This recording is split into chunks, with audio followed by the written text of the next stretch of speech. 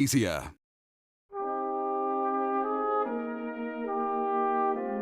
Dan's Christmas Day will be spent huddled on a pavement. John can't remember a Christmas he wasn't on the streets. Lauren would rather face Christmas alone than face the abuse at home.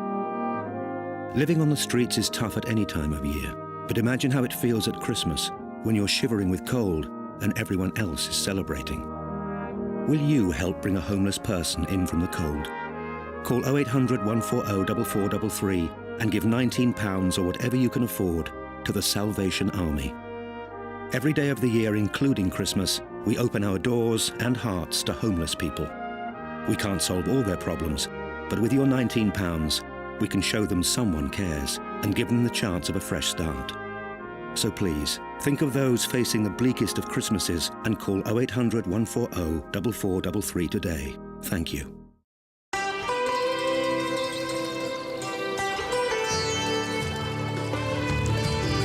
Sometimes it's the little things that remind us of them.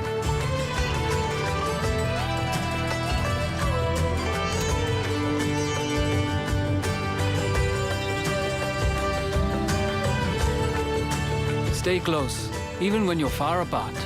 Send money worldwide with Remitly.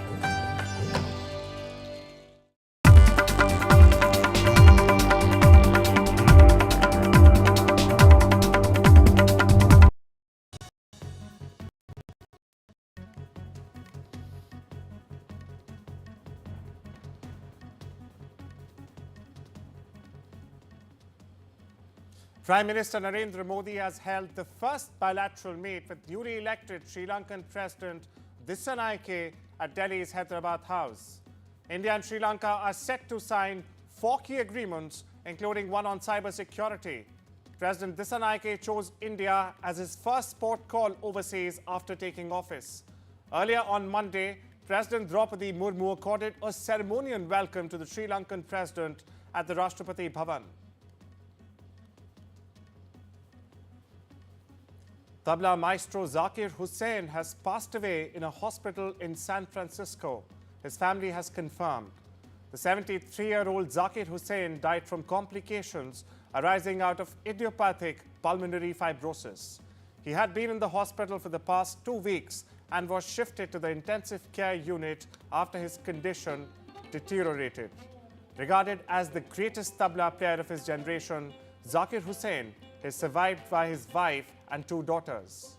Born on the 9th of March 1951, he was the son of legendary tabla master Ustad Allah Rakha.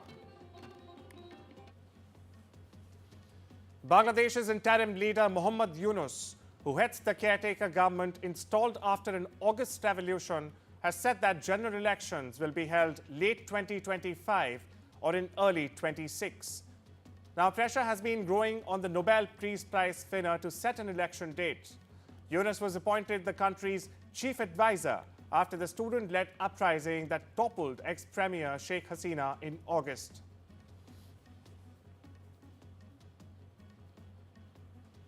Bangladesh's deposed Prime Minister Sheikh Hasina has launched a fierce attack on the interim administration, accusing its chief advisor Muhammad Yunus of running a quote-unquote fascist regime that allows terrorists and fundamentalists to act without restraint. In a virtual address to a gathering of overseas Awami League supporters in London on Sunday, Hasina accused Yunus of being the mastermind behind the July-August turmoil that ousted her and vowed to bring him to justice under the Bangladeshi law. Hasina has criticized Yunus and his interim government for their alleged persecution of religious minorities in Bangladesh. At least several hundred people are feared to have been killed after the worst cyclone in almost a century ripped through the French-Indian overseas territory Mayotte on Saturday, uprooting trees, tearing houses apart, and pounding the impoverished archipelago's already weak infrastructure. Rescuers have been dispatched to the islands, which lie between the coast of Mozambique and Madagascar. But their efforts are likely to be hindered by damage to airports and electricity distribution in an area where clean drinking water is subject to chronic shortages.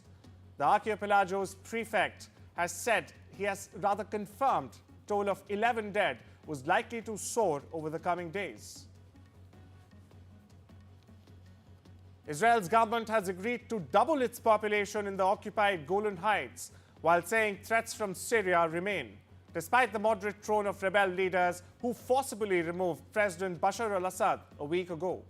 Israeli Prime Minister Benjamin Netanyahu, in a statement, has said strengthening the Golan is strengthening the state of Israel, and it is especially important at this time. We will continue to hold on to it, cause it to blossom and settle it in.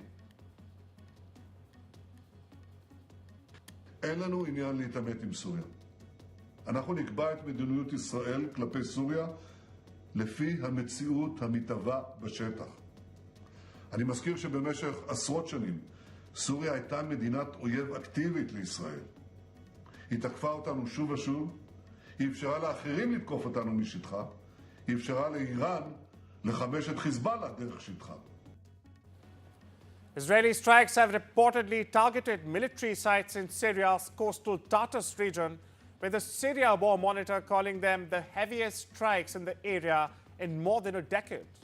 The Syrian Observatory for Human Rights has said Israeli warplanes launched strikes targeting a series of sites, including air defense and surface-to-surface missile depots. The Syrian group claims these are the heaviest strikes in Syria's coastal region since the start of the strikes in 2012. Former Syrian leader Bashar al-Assad airlifted nearly 2 tons of cash worth $250 million to Russia during 2018 and 2019, as per documents that the Financial Times has reviewed. Now, Syria's toppled dictator secretly transported around $250 million in cash to Moscow over a 2-year period, during which Syria heavily relied on Russia's support.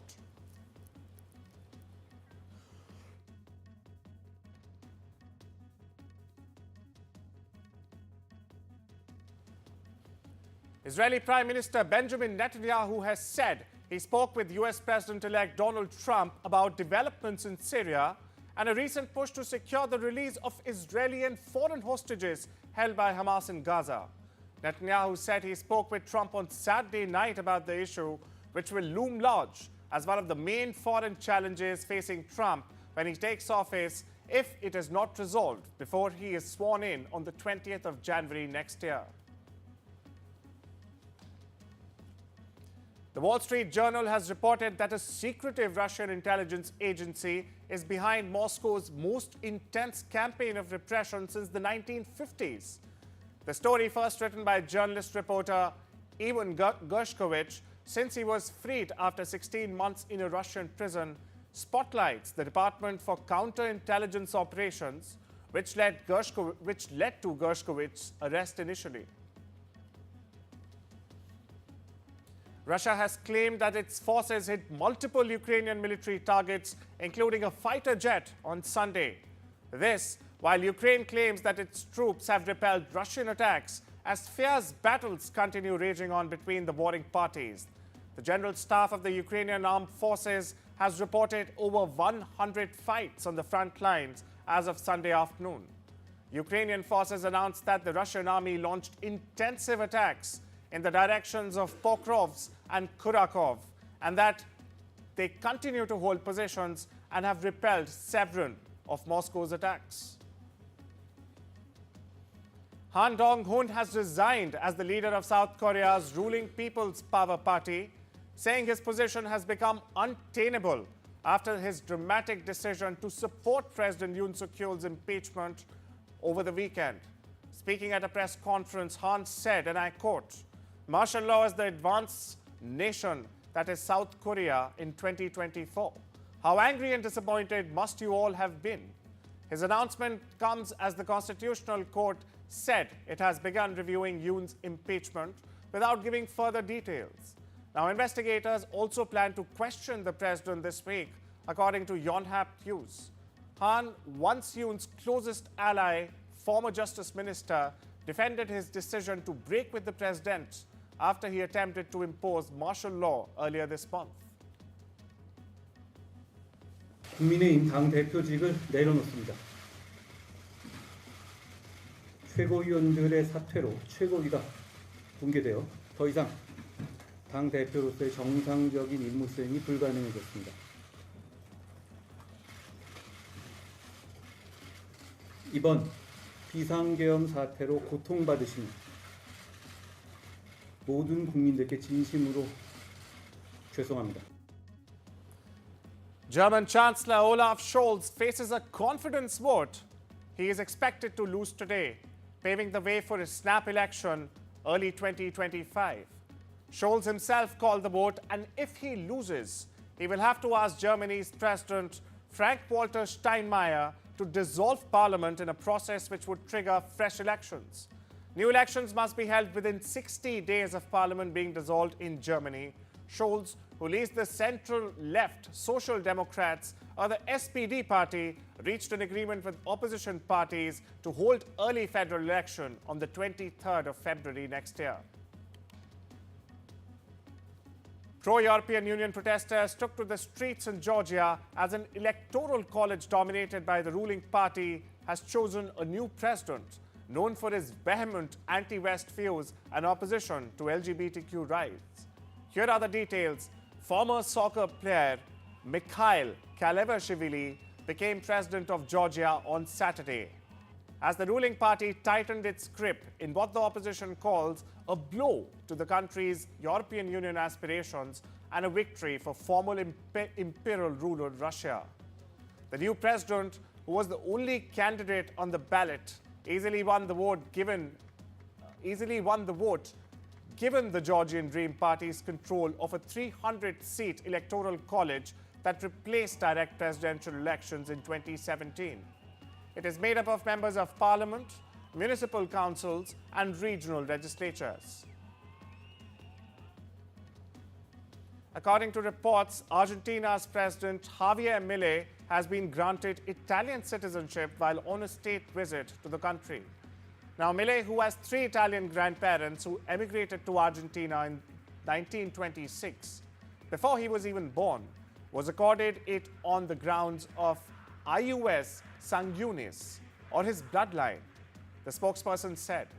Milei's sister and political advisor Carina Milei was also granted Italian citizenship during the visit to Rome, during which the pair attended the political convention of the Prime Minister Giorgia Meloni's far-right Brothers of Italy party.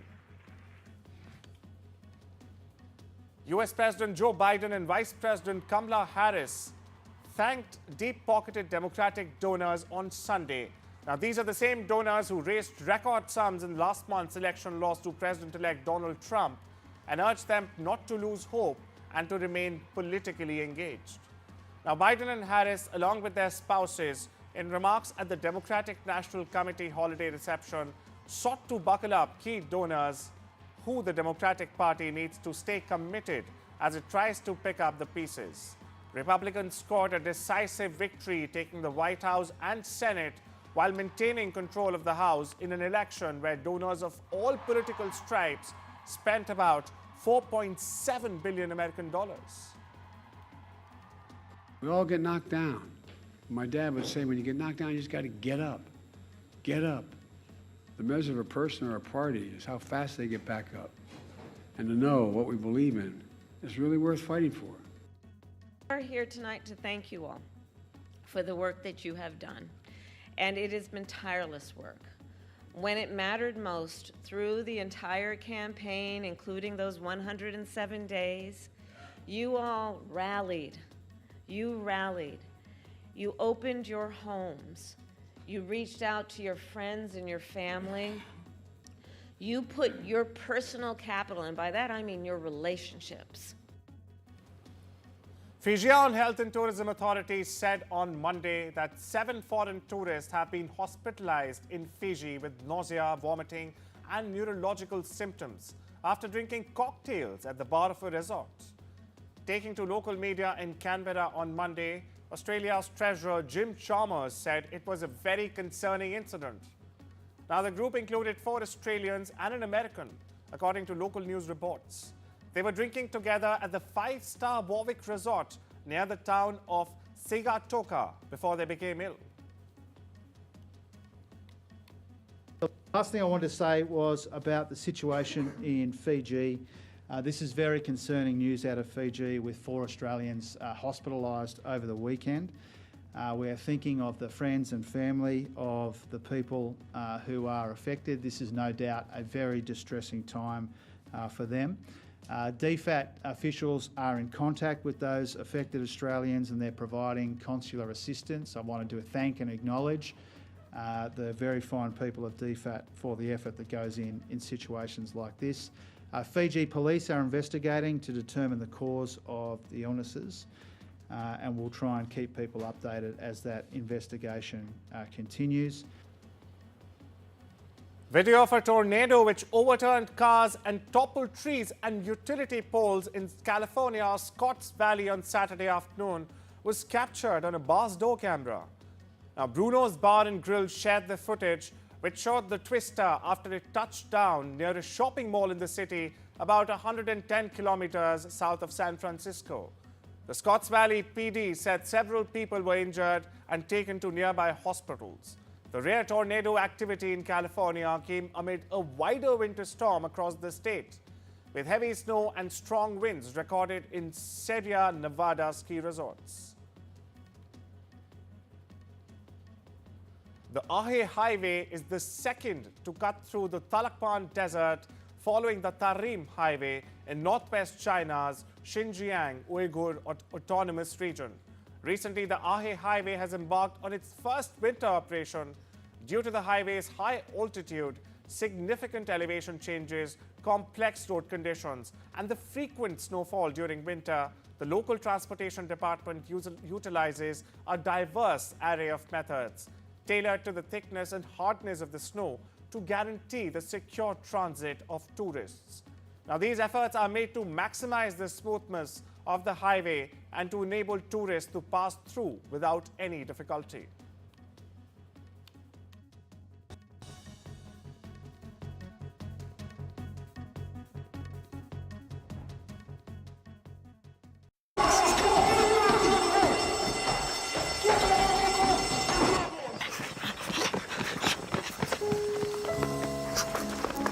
What's wrong with the car?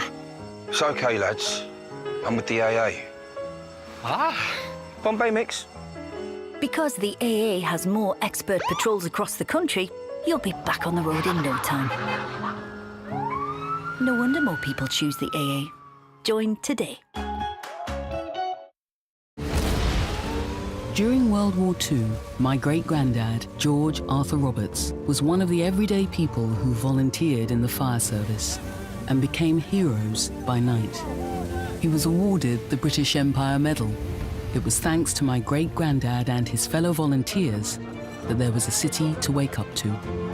Discover the untold stories of World War II in millions of records and bring your backstory to life with Ancestry. Bingo lovers, it's time for a close encounter with Bingo Aliens. Visit bingoaliens.com/bingo for a cosmic range of bingo games. 75-ball bingo, even 90-ball bingo. All from a galaxy far away, direct to you. Taking bingo to another dimension at bingoaliens.com/bingo. Where can my presents be hidden? Can Santa find us if we don't have a chimney? What if we don't have any food for Rudolph?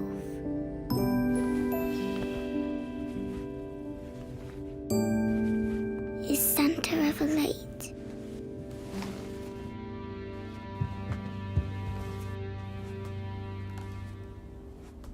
Why am I always alone? At Childline, children are asking us the most heartbreaking questions, even on Christmas Day. It's okay. I'm here. When was the last time somebody was with you? This Christmas, a child will contact us every 45 seconds. Will you give £20 and help us be ready for every question when a child has no one else to turn to? Search NSPCC or call 0800 702 2976 to give £20 now. Quickly remove unwanted hairs with the new U Body and Face Trimmer from JML. Your pain-free way to tackle any unwanted hairs that pop out of nowhere. The wide dual head design and floating heads adjust to the curves of your skin. Gentle enough to use on your upper lip, knees and ankles, and even your bikini line. No nicks, cuts or irritation. Remove unwanted hairs anytime, anywhere with the new U Body and Face Trimmer. Only $19.99 from Asda, Argos, Boots, Tesco and JMLDirect.com. JML, your Christmas made easier.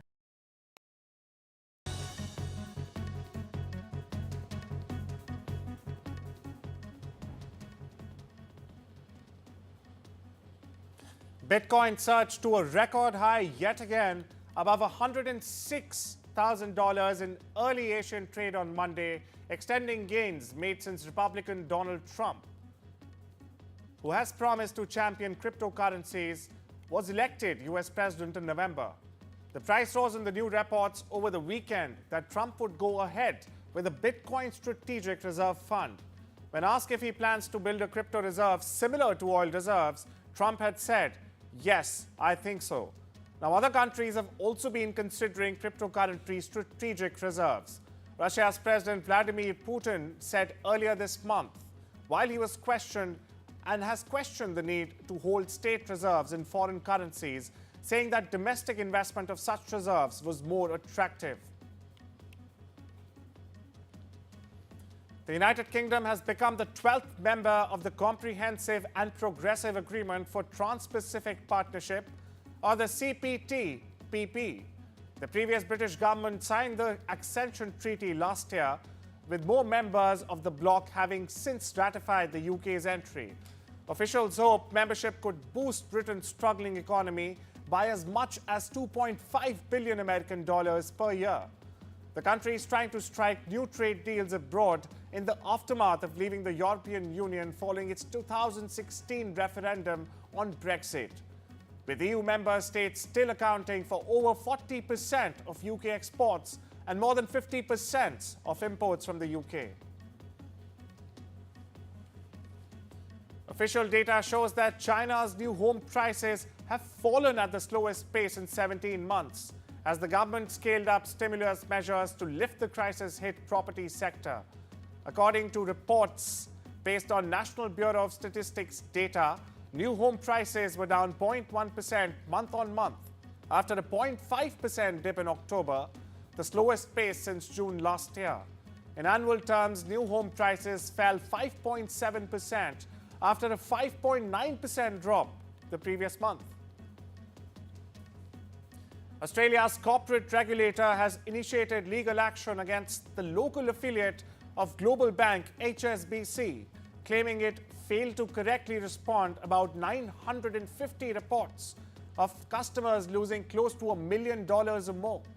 Now, the Australian Securities and Investments Commission is alleging HSBC took, on an average, 145 days to look into matters related to unauthorized payments and transactions. Asian stock markets were in a wary mood on Monday as surging bond yields challenged equity valuations, particularly for the rich-priced tech sector, in a week packed with central bank meetings and major economic data. Figures from China out on Monday revealed retail sales have risen just 3% in November compared to a year earlier. This was well below the market forecast of 4.6% and evidence of the need for much more aggressive stimulus. Industrial production was much as expected, while house prices were still falling, though at a slower pace. Fox Sports commentator and former England cricketer Issa Guha has courted trouble. Now, this happened after allegedly making a racially sensitive comment about Indian pacer Jasprit Bumrah live on air during the second day of the India versus Australia third test at the Gabba in Brisbane. The incident happened during the first session of the second day of the test at the Gabba. Issa Guha was in the commentary booth with former Australian cricketer Brett Lee. The latter was describing the impact that the Indian pacer spearheaded, who has claimed 5 wickets for 72 runs in Australia's first innings, was having on the match. Guha replied, "Well, he's the MVP, isn't he? Most valuable primate." Jasprit Bumrah. Red Bull driver and F1 2024 world champion Max Verstappen has finally served his punishment for swearing in an FIA press conference at the Singapore Grand Prix. It came ahead of Friday's FIA prize-giving ceremony in Rwanda, where Verstappen was accompanied by FIA President Mohammed Bel Sulayem. Verstappen was forced to undertake some community service work after swearing during a press conference in Singapore in September. Now, Drake's lookalike winner has just been crowned in Canada with a hefty cash prize of $10,000. The 38-year-old rapper's lookalike competition was the latest in line, following Harry Styles, Glenn Powell, and of course, Timothée Chalamet. However, Drake decided to join in on the fun, adding a generous donation to the winner's pool ahead of the big day. The Spider-Man spin-off Kraven the Hunter got off to a disastrous start in North American theaters this weekend. Studio estimates Sunday show the movie starring Aaron Taylor Johnson earned only $11 million.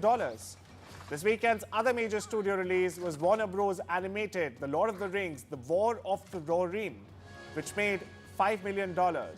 Meanwhile, Moana 2 easily beat out the new releases, becoming the fourth highest grossing film of this year with $717 million globally.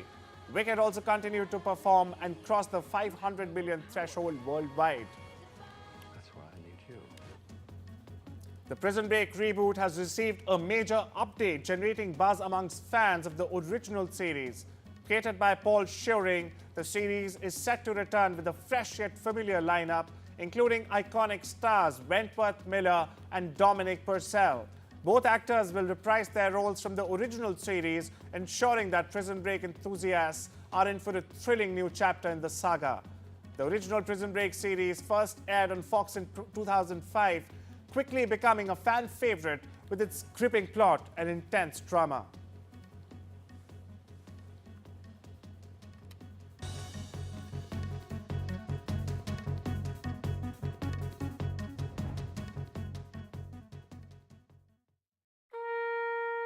Jim has no home this Christmas. Sam's Christmas will bring no comfort and joy. Jake will spend Christmas unwanted and forgotten. This Christmas, please help the Salvation Army reach out to people without a home by calling 0800 655 6180. Your £19 could bring cheer to a homeless person, practical support to families, and a fresh start for a young person. Please help now. Thank you. Some people think life slows down in your 50s, but I've got a few rounds left to go. And I don't want my lot to have to worry about funeral costs. Let them spend their money on nicer things.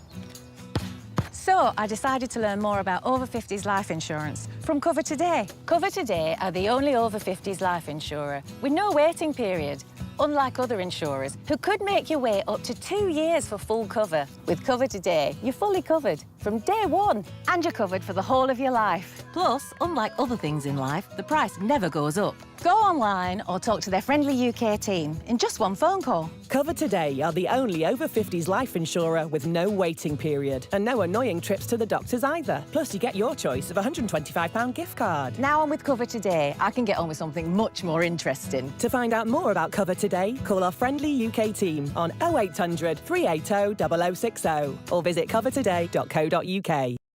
Say hello to your perfect shape with the Velform Cross Compression Shaper from JML. The incredible figure-enhancing shapewear with an X-Flex cross-panel design that instantly flattens your tummy, shaping away unwanted love handles whilst helping to smooth away back fat to minimise muffin tops. It's comfortable to wear all day and it's discreet so it won't show under your clothes. Achieve the silhouette you've always wanted with the Velform Cross Compression Shaper. Only $19.99 from Asda, Boots, Morrisons, Tesco and JMLdirect.com.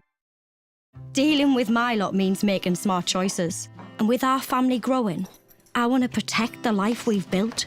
That's why I'm calling Smart Insurance. Hi, I'd like a quick quote, please. OK, you can choose a benefit amount up to £750,000 depending on your age. Brilliant. If you're a UK resident aged 18 to 64, you can apply with just a few health and lifestyle questions. For £250,000 of cover, the price starts at just £14.77 a month. That's less than I thought. And could help my husband pay off the mortgage. With our Smart Family Guarantee and 99% of claims having been paid, you'll have peace of mind. I'll go ahead. You'll also receive a 100% advance in the event of terminal illness and 10% cashback on your first year's premiums. That's the Smart Cashback. Plus, you get your choice of a £125 gift card. Protect the life you've built the smart way. To get a free quote today, call our specialist UK team on 0800 977 5753 or visit smartinsurance.co.uk. In today's interconnected world, India's voice is more crucial than ever. When India speaks, the world listens. At NDTV World, we are that voice, bringing you intelligent and insightful news from India and beyond. From geopolitics and diplomacy to economic shifts, migrations, tech disruptions, and the stories of our diaspora. We cover the news that shapes our global future. NDTV World, your new home for global news is here. From interesting tech startups to industry-leading companies, politics, sports, culture, curry, cricket. Oh, there's so much to talk about.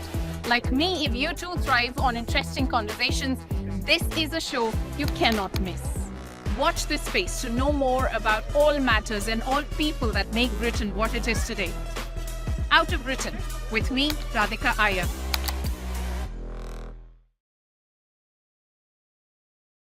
In today's interconnected world, India's voice is more crucial than ever. When India speaks, the world listens. At NDTV World, we are that voice, bringing you intelligent and insightful news from India and beyond. From geopolitics and diplomacy to economic shifts, migrations, tech disruptions, and the stories of our diaspora. We cover the news that shapes our global future. NDTV World, your new home for global news is here.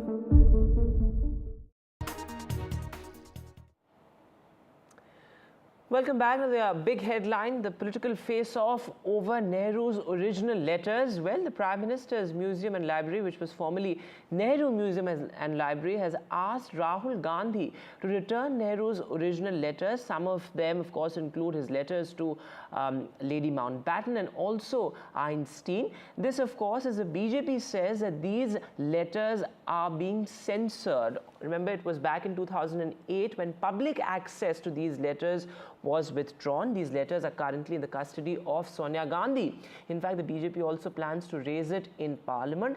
The Congress says that this is nothing but an attempt to divert attention from real issues. Take a look at all the reactions that have come in. मैंने सितंबर 2024 को श्रीमती सोनिया गांधी जी को एक पत्र लिखकर request किया था कि आपके द्वारा प्रधानमंत्री संग्रहालय यानी कि पहले जो नेहरू मेमोरियल म्यूजियम लाइब्रेरी हुआ करता था, वहाँ से जो नेहरू कलेक्शंस में से करीबन 8 अलग अलग सेक्शंस के 51 कार्टून आपने विड्रॉ किए हैं, वो या तो संस्था को वापस लौटाए जाए या हमें उसे देखने की, स्कैन करने की परमिशन दी जाए या उसका कॉपी आपके द्वारा स्कैन कॉपी हमें उपलब्ध कराया जाए, जिससे हम उसका अध्ययन कर सके, संशोधन कर सके। उनकी तरफ से कोई प्रत्युत्तर न आने से मैंने विपक्ष के नेता और उनके सुपुत्र श्री राहुल गांधी जी को रिक्वेस्ट किया है कि आप हमें ये वापस दिलाने में मदद करें। Mr. Rizwan Qadri has written to Mr. Rahul Gandhi and asking Sonia Gandhi to disclose and to submit those letters which she has in possession regarding Jawaharlal Nehru. How do you respond to such request of the PMML members? So this is quite intriguing and quite astonishing that way back in 2008, just before the digitalization of these letters which belonged to the public, this